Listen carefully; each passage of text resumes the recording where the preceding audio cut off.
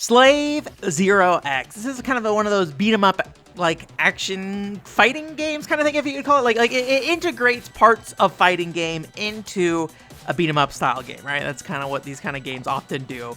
And it kind of like drapes in some like 80s, late 80s, early 90s kind of anime OVA kind of style and feel to it. So it's not typically the kind of game I'd look at, but and part of this is a full disclosure of like I met the lead game designer at EVO a couple years back, and recently did a podcast with him to talk about this game a little bit. So I would not normally have covered this game, so just let you know that is the kind of the perspective I'm coming at with this game. But yeah, it's a game that really I feel like just kind of wants to throw you right in the action. There's like a little bit of a tutorial at the start and like a brief cutscene, but you're basically put right into combat with a full moveset available to you.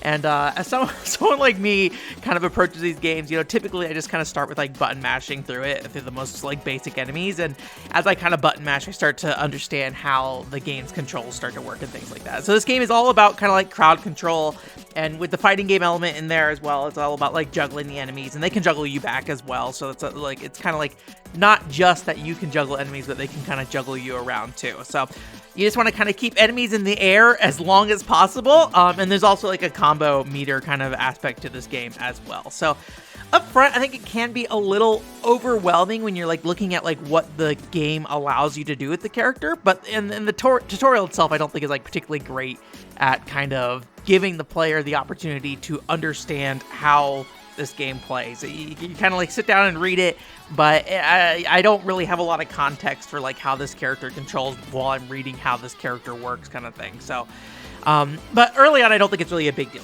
Like 2 to 3 stages, you can pretty much just kind of push through most of what the game throws at you, even if you're just like smashing like the light and heavy attack buttons kind of thing. So, and while the game doesn't change all that much as time goes on, it does get a lot harder. There's not that many new enemies that kind of appear in the game that are like particularly strong or anything like that. And the game does try to like throw in some like environmental combat elements where like a sniper's trying to shoot you while you're in mid combat, or like the room will go completely dark so you can't see everything. But most of the difficulty of this game really comes from the enemy composition in each individual encounter. So a lot of these enemies have kind of unique traits that make them a particular annoyance during combat. And so when it's all one enemy type, it's pretty easy and predictable to kind of deal with that. But as like new enemy types start getting introduced to different combat scenarios, you kind of have one more thing you have to keep an eye on to make sure you can maintain your combo and not get juggled yourself. So there are enemies that have like super armor, which prevents you from juggling them. So they are kind of these large tanky characters that are within a crowd that you have to be aware of as you're juggling other enemies. And then there's other even like weak soldiers who don't have a lot of HP and are easy to kill, but they can sit at the edges of the screen and kind of shoot you and bounce you around, and just that one shot can be enough to kind of get them to start a juggle on you, and you spend like like 30 seconds being juggled around as like 3/4 of your HP bar kind of drained. So I feel like a lot of this game gets its variety through how they distribute enemies in an encounter, how many of a certain type of enemy there are, and how much it kind of amplifies certain aspects of the combat system for you to be aware of and try to avoid and try to work around kind of thing. So how you deal with that as you kind of get past the kind of button mashy phase of this game is that, not only do you need to do combos to keep enemies juggling, so you want to kind of experiment with different combo flows to find out like what is the best way to keep enemies, stuck in the air as you kind of beat them down. But there's also other elements where they have this crash move. This is in the fighting games as well, but like you can break out of a combo basically. You have like a little energy bar that fills up, and you can use that to bust out of combos. And you also have a meter, and once you activate that meter, it basically puts you in this kind of like supercharged state where your character's moveset is enhanced. And also, it kind of plays a role in how you recover HP as well, because as you attack enemies, you slowly regain HP, which, kind of incentivizes you to continue to do combos while you're in this state. And that meter that you can use, that supercharged state, kind of builds naturally as you hit enemies, but really where you need to work with it is you have that breakout move I mentioned earlier, which lets you break out of combos. The other aspect of that move is that if you are in the middle of your own combo, if you're comboing enemies, you can use that breakout move to basically fill up meters. So you can basically go ahead and sacrifice the defensive capability for more offensive power, which then leads to you being able to recover more HP and then juggle enemies more and things like that. So the game really seems to be about balancing, do I want this defensive capability available to me?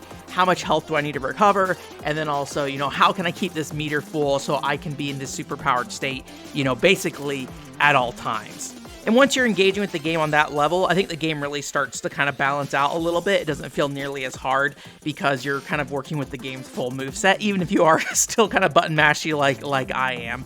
Which is kind of interesting because I feel like this game, and I don't know for sure how much it is the game itself or the marketing for the game, or maybe the lead designer I talked to, but this game feels like it wants you to know it's hard, right? Like when you upgrade your health, it like says like all the more health to be juggled by enemies with, right? Like there's all these little teasy little lines, and when you die, there's these little things that kind of pop up on screen that's like the pain feels good or something like that, right? That's not one of them, but it's just in my brain, those kind of comments. So it really seems to lean into this fact that like it wants you to know that it's like a challenging game.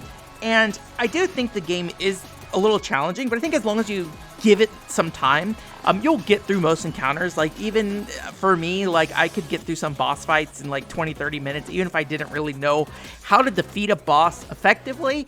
You know, if I just kind of kept pushing at it and kept pushing through it, eventually I'd end up in a situation where I just so happened to get through an encounter dodging enough hits and comboing just enough where it just kind of worked out without really needing to rely on an actual increase in my skill. It's just, you know, I happen to luck out in how I did things. So as much as it communicates that kind of difficulty aspect, I think it's really just saying like, hey, we're not going to hold your hand. And I think generally it's just a fair video game. It's not too concerned about whether you decide to push through or not. It is relying on you wanting to push through on your own kind of thing. So which I thought was interesting because I usually don't do this for games, but talking to the designer ahead of time, I was like, oh, I'm kind of curious, like what were the feedback people gave on this game. And I looked at some reviews and I saw a lot of complaints about the difficulty itself. And it's interesting because I think the reason why a lot of people looked at this game is because it has this really cool world. Like I mentioned earlier, it's kind of like this like late 80s, early 90s Japanese OVA kind of feel thing. So there's like, it's hard to describe what that means. It's like this very like futuristic, but like drab, like worn down city. But at the same time, a lot of the characters are like very over the top in how they act. But I think more than anything, what's important about these kind of stories is that they really focus on characters. And what's happening with those characters matters more than your understanding of the world. So even if you don't really understand what's happening in the world itself, what really matters is that you understand how that world impacts that character kind of thing. So it feels it has this like weird feeling of being like disconnected from the world itself while still telling you like an effective narrative. And I think that's like a positive thing that kind of comes out of games that kind of approach this style. And visually it mimics that look too of like a very PS1, Sega Saturn kind of 2D action game with these like really highly detailed character sprites, but then also these like, you know, low poly 3D backgrounds at like a low resolution setting and things like that. So, and I think like visually it does a really good job of like making the world feel different and like making it feel like you're going somewhere, and then that like there's always something happening, even though like combat wise, gameplay wise, enemy wise even, there's just not that much change happening a lot of times. A lot of the game's diversity and variety, I think, is just these very kind of like low-level concepts of how enemies are placed in the map. And so the visual effects kind of playing a role in keeping things feeling like they're moving, I think is really important. I think the game does a really good job with that kind of thing. But like I said, I talked to the guy who was one of the key designers on this game. So, you know, take my thoughts with whatever grains of salt you need to with that. But I think the overall thing I got from this game is like it's a title that feels like it's incredibly confident in what it wants to be and how it wants to execute that on the player. And it also like has faith in you to try to engage with it. Whether, you know, the player actually does that or not, it's kind of another thing. But it really wants you to kind of engage with its mechanics in a way that you'll overcome these kind of like surface level tough fights. But you know, like I said at the end of the day, I don't think it's that hard. It just kind of asks you to try, basically. So, but I think it's like part of the appeal of this game for me. Like it gives you just enough leash where it's not asking too much from you. And as long as you're trying, I think you'll get a lot out of it.